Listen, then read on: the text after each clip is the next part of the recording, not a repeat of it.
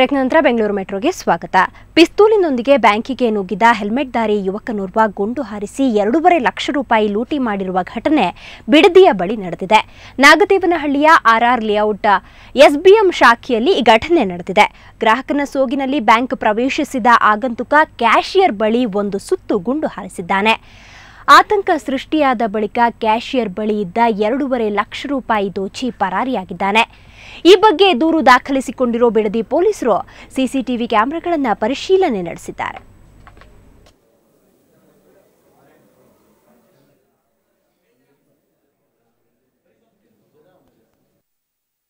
Gun ನೋಡಿ cashier ಹೇಳ್ತಾನೆ. ಆವಾಗ 5 ಬಂಡಲ್ 500 ಬಂಡಲ್ 5 ಬಂಡಲ್ ಕೊಡ್ತಾನೆ. ಮುಂದೆ ಕೊಟ್ಟು ಕೂಡಲೇ ಸ್ಟ್ರೇಟ್ವೇ ಅದನ್ನು ತಂದು ಇದರಲ್ಲಿ ಕಿಸೆದಾಗ ಇಟ್ಕೊಂಡು ಹೊರಗಡೆ ಬರ್ತಾನೆ. ಹೊರಗಡೆ ಬಂದ ಕೂಡಲೇ ಒಂದು ಇದು ಟಾಟಾ ಸುಮೋದಲ್ಲಿ ಯೆಲ್ಲೋ ಬೋರ್ಡ್ನಲ್ಲಿ ಅದನ್ನು ಗನ್ ಪಾಯಿಂಟ್ ಮಾಡಿ ಅದ್ರಲ್ಲಿ ಹತ್ತಿಕೊಂಡು ಹೋಗಿಬಿಡ್ತಾನೆ. ಈಗ ನಮ್ಗೆ ಮಾಹಿತಿ ತೆಗೆದ ಪ್ರಕಾರ ಚಂದ್ರ ಲೇಔಟ್ವರೆಗೆ ಹೋಗಿ ಆ ಟಾಟಾ ಸುಮೋದ ವ್ಯಕ್ತಿನ ಬಿಟ್ಕೊಟ್ಟು ಹೋಗ್ತಾನೆ. ಟಾಟಾ ಸುಮೋ ವ್ಯಕ್ತಿ ನಮ್ಗೆ ಗೊತ್ತಾಗಿದೆ ಯಾರು ಅಂತೇಳಿ ಅವಾಗ ಎನ್ಕ್ವೈರಿ ಮಾಡ್ತೀವಿ. ಇಲಿಕಾಟ, ಕರೆಂಟ್ ಶಾಕ್, ಮಳೆಯಲ್ಲಿ ನೆನೆದು ಸಾಕಾಗಿದ್ದ ಹೈಗ್ರೌಂಡ್ಸ್ ಪೊಲೀಸರು ಇವತ್ತು ತರಾತುರಿಯಲ್ಲಿ ಶೆಡ್ ಖಾಲಿ ಮಾಡಿದ್ರು. ಯಾಕಂದ್ರೆ ಹೈಗ್ರೌಂಡ್ಸ್ ಪೊಲೀಸ್ ಠಾಣೆ ಕನ್ನಿಂಗ್ಹ್ಯಾಮ್ ರೋಡ್ಗೆ ಶಿಫ್ಟ್ ಆಗಿದೆ. ನೂತನ ಹೈಗ್ರೌಂಡ್ಸ್ ಠಾಣೆಯನ್ನ ಬೆಂಗಳೂರು ಪೊಲೀಸ್ ಆಯುಕ್ತ ಜ್ಯೋತಿ ಪ್ರಕಾಶ್ ಮಿರ್ಚಿ ಉದ್ಘಾಟಿಸಿದ್ರು. ಬಳಿಕ ಮಾತಾಡಿ ಹೊಸ ಠಾಣೆಗೆ 1.6 ಕೋಟಿ ಬಿಡುಗಡೆಯಾಗಿದ್ದು ಸದ್ಯದಲ್ಲೇ ಠಾಣೆ ನಿರ್ಮಿಸಲಾಗುವುದು ಎಂದರು. ಹೊಸ ಬಿಲ್ಡಿಂಗ್ ಯಾವಾಗ ಆಗುತ್ತೋ ಬಿಡುತ್ತೋ ಗೊತ್ತಿಲ್ಲ. ಒಟ್ಟಾರೆ ಶೆಡ್ನಲ್ಲಿ ಸಾಕಾಗಿದ್ದ ಪೊಲೀಸರಿಗೆ ಟೆಂಪ್ರರಿ ರಿಲೀಫ್ ಸಿಕ್ಕಿದೆ. ಆದರೆ ಈ ಕಟ್ಟಡವು ತಾತ್ಕಾಲಿಕ ಅಂತೆ. ಚೀಫ್ ಆಫೀಸಿಂದ ಈ ಕಡೆ ಬರ್ಬೋದು, ನಮ್ಮ CP ಆಫೀಸಿಗೆ ಬರ್ಬೋದು, ರೇಸ್ ಕೋರ್ಸ್ ಕಡೆ ಎಲ್ಲ ಕಡೆಗೆ ಹೋಗ್ಬೋದು. ಇದು ಚೆನ್ನಾಗಿದೆ, ಒಳ್ಳೆ ಸ್ಟ್ರಾಟಜಿಕ್ ಪ್ಲೇಸಲ್ಲೇ ಇದೆ. ಅದರಿಂದ ಇಲ್ಲೇನು ತೊಂದರೆ. ಹೊಸ ಕಟ್ಟಡ ಇನ್ನೇನು ಸದ್ಯದಲ್ಲಿ ಮಾಡ್ತೀವಿ. ಈಗ ಪ್ಲೇಸ್ ಒಂದು 3-4 ಪ್ಲೇಸ್ ಕೇಳ್ತಾ ಇದ್ದೇವೆ. ಅದರಲ್ಲಿ ಯಾವುದು ಕೊಡ್ತಾರೋ. ದೀಪದ ಕೆಳಗೆ ಕತ್ತಲು ಅನ್ನೋ ಗಾದೆ ಸಚಿವೆ ಶೋಭಾ ಕ್ಷೇತ್ರಕ್ಕೆ ಸಖತ್ ಸೂಟ್ ಆಗುತ್ತೆ.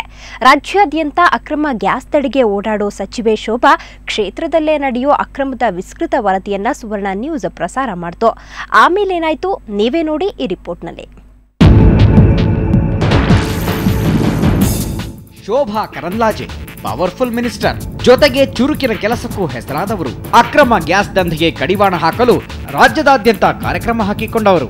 ಆದರೆ ದೀಪದ ಕೆಳಗೆ ಕತ್ತಲು ಎಂಬಂತೆ ಶೋಭಾರ ಸ್ವಕ್ಷೇತ್ರವಾದ ಬೆಂಗಳೂರಿನ ಹೆಮ್ಮಿಗೆಪುರದ ಬಯ್ಯನಪಾಳ್ಯದಲ್ಲಿ ನಡೆಯುತ್ತಿರೋ ಅಕ್ರಮ ಗ್ಯಾಸ್ ಫಿಲ್ಲಿಂಗ್ ದಂಧೆ ಮಾತ್ರ ಇವರ ಕಣ್ಣಿಗೆ ಬಿದ್ದಿರಲಿಲ್ಲ.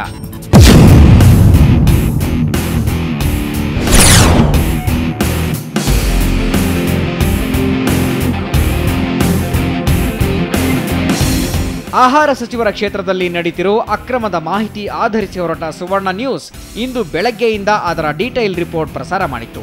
ಮೈಸೂರು ಪ್ರವಾಸದಲ್ಲಿದ್ದ ಸಚಿವೆ ಶೋಭಾ ಅಲ್ಲಿಂದಲೇ ಅಧಿಕಾರಿಗಳಿಗೆ ಚುರುಕು ಮುಟ್ಟಿಸಿದರು. ಆಹಾರ ಇಲಾಖೆಯ ಬೆಂಗಳೂರು ಪಶ್ಚಿಮ ವಿಭಾಗದ ಉಪನಿರ್ದೇಶಕ ರಾಜಣ್ಣ ಮಾಹಿತಿಗಾಗಿ ಸುವರ್ಣ ನ್ಯೂಸ್ ಕಚೇರಿಗೆ ಧಾವಿಸಿದರು. ನಮ್ಮ ಮುಖ್ಯಸ್ಥರಾದ ಹಮೀದ್ ಪಾಳ್ಯರಿಂದ ಮಾಹಿತಿ ಸಂಗ್ರಹಿಸಿದ ಅಧಿಕಾರಿಗಳು ದಂಧೆ ಮೇಲೆ ದಾಳಿ ನಡೆಸಲು ಹೊರಟರು. ಅಧಿಕಾರಿಗಳ ತಂಡದ ಜೊತೆ ಸುವರ್ಣ ನ್ಯೂಸ್ ತಂಡ ಕೂಡ ಹೊರಟಿತು.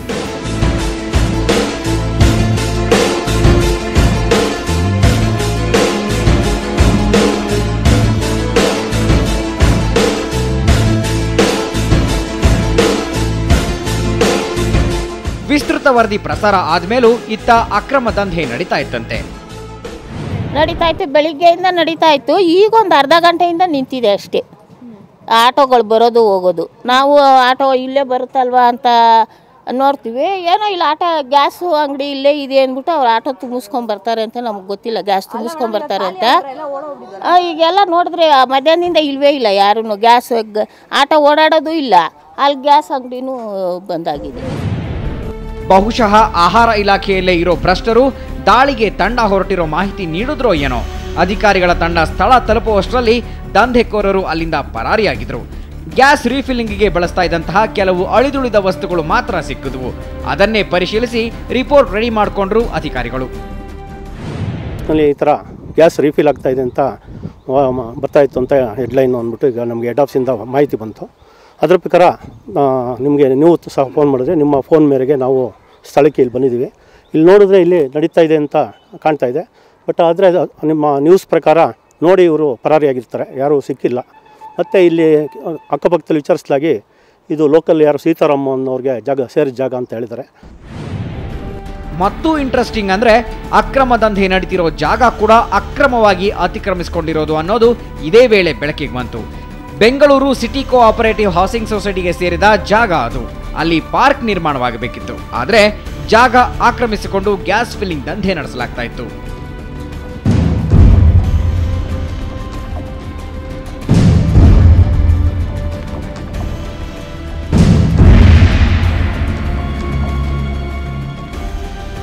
ಜನಪ್ರತಿನಿಧಿಗಳು ರಾಜ್ಯ ಪ್ರವಾಸ ಮಾಡಿ ಅಬ್ಬರಿಸೋ ಮುನ್ನ ಸ್ವಕ್ಷೇತ್ರದ ಕಡೆಗೂ ಗಮನಿಸಬೇಕು. ಯಾವುದೇ ವರದಿ ಬಂದರೂ ಜನ ಬೀದಿಗಿಳಿದ್ರೂ ಕೇರ್ ಮಾಡದೇ ಇರೋ ಎಮ್ಮೆ ಚರ್ಮದ ಜನಪ್ರತಿನಿಧಿಗಳಿಗೆ ಹೋಲಿಸಿದ್ರೆ ಸಚಿವೆ ಶೋಭಾ ಅವರ ದಿಢೀರ್ ಸ್ಪಂದನೆಯನ್ನ ನಿಜಕ್ಕೂ ಮೆಚ್ಚಲೇಬೇಕು. ನಂದಿನಿ ಜೆ, ಸುವರ್ಣ ನ್ಯೂಸ್ 24/7 ಬೆಂಗಳೂರು.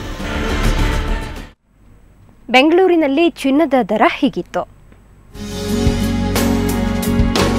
22 ಕ್ಯಾರೆಟ್ನ 10 ಗ್ರಾಂ ಚಿನ್ನಕ್ಕೆ 21,150 ರೂಪಾಯಿ ಇತ್ತು. ಇನ್ನು 24 ಕ್ಯಾರೆಟ್ನ 10 ಗ್ರಾಂ ಚಿನ್ನವು 22,620 ರೂಪಾಯಿಗಳು.